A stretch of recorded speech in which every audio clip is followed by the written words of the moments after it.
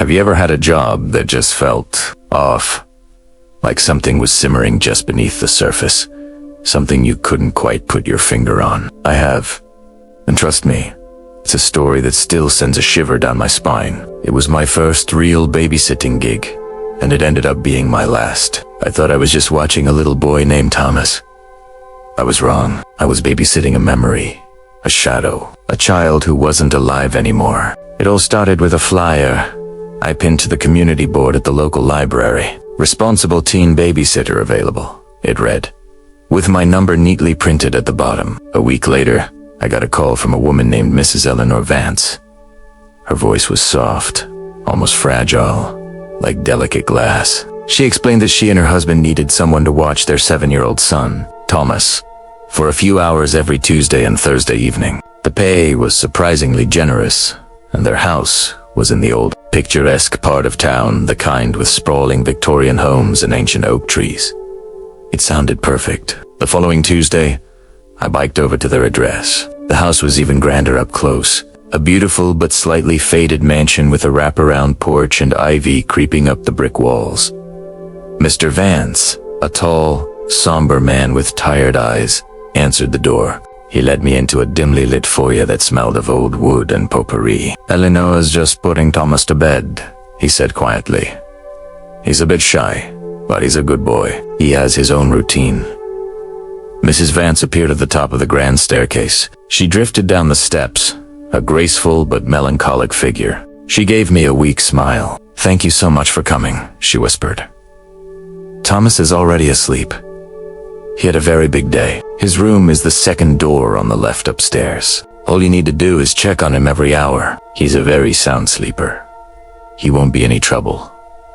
That first night was quiet, eerily so. I sat in the living room, surrounded by antique furniture draped in white sheets, as if the room was frozen in time. The house creaked and groaned around me, the way old houses do.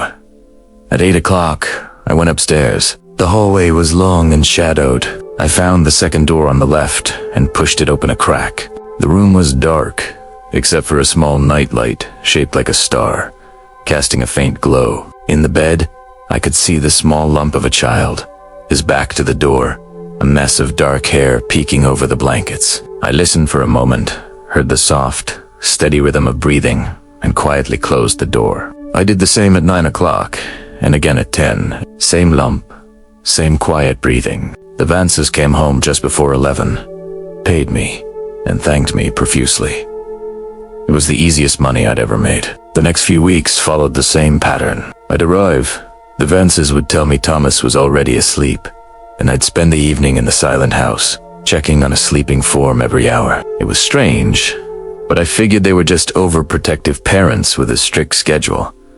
I never actually saw Thomas awake. I never even saw his face clearly in the dark. But then, the little things started. One night, I found a small wooden toy car on the living room floor, right where I'd been sitting.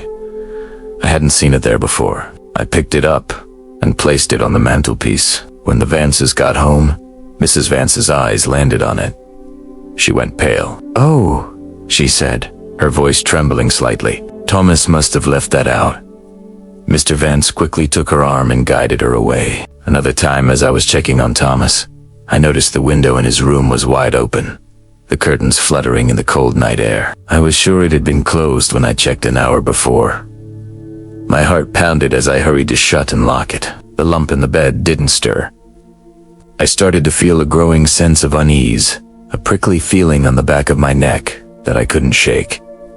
The silence of the house no longer felt peaceful. It felt heavy, watchful. The breaking point came about a month into the job. It was a cold, rainy Thursday. The house felt even darker and more oppressive than usual. At my 9 o'clock check, I pushed open Thomas's door. The room was colder than the rest of the house, and the air was still.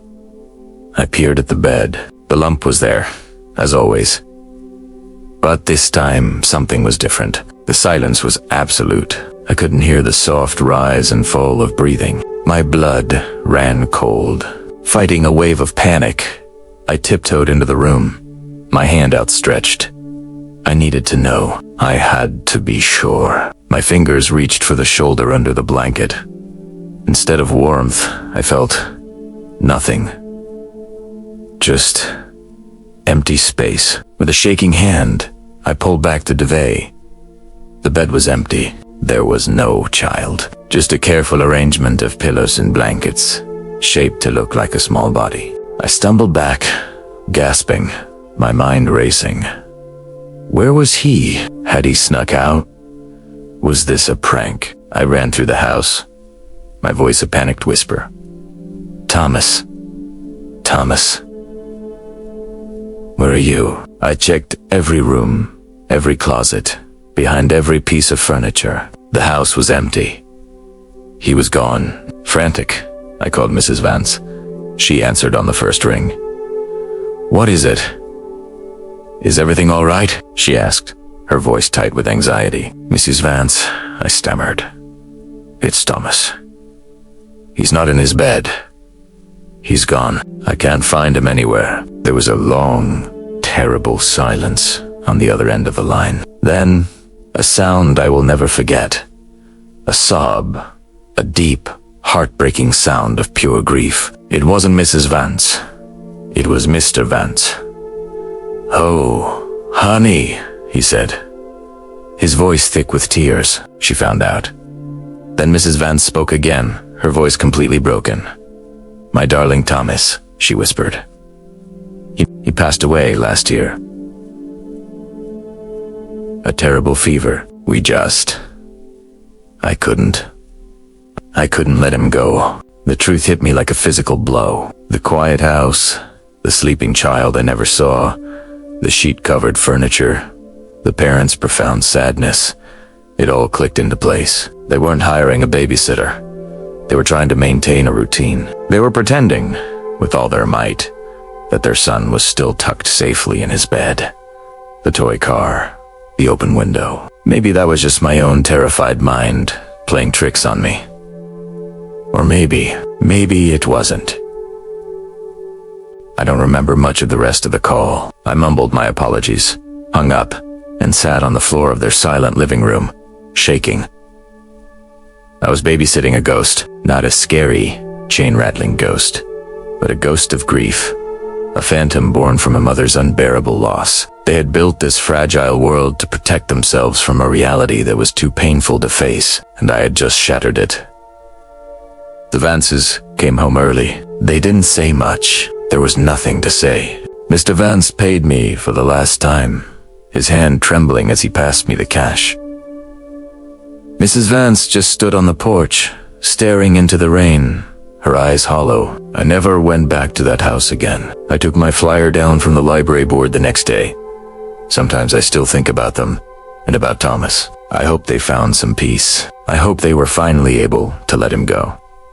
Thanks for listening to my story. It's a heavy one, I know, but it's something I needed to share. If you have a story that stayed with you, I'd love to hear it in the comments. And if you enjoyed this, please consider liking the video and subscribing for more. Stay safe out there.